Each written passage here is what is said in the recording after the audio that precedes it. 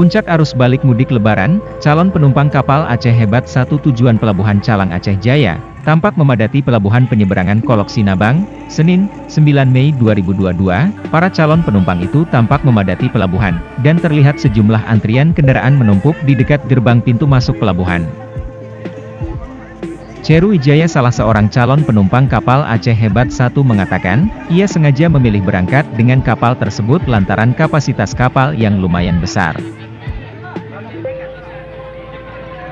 Oke, izin Pak, sejauh ini bagaimana pengamanan kita dari Polres Simelu untuk pengamanan arus balik mudik Lebaran, Ibu? Siap, alhamdulillah kami dari Satlantas dan personil lainnya tetap mengamankan dengan maksimal untuk arus balik pada masyarakat, agar masyarakat lebih nyaman, aman, dan tertib.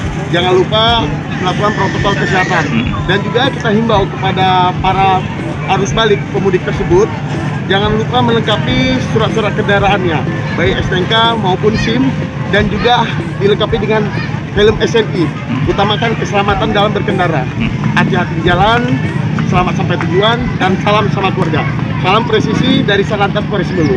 Assalamualaikum warahmatullahi wabarakatuh.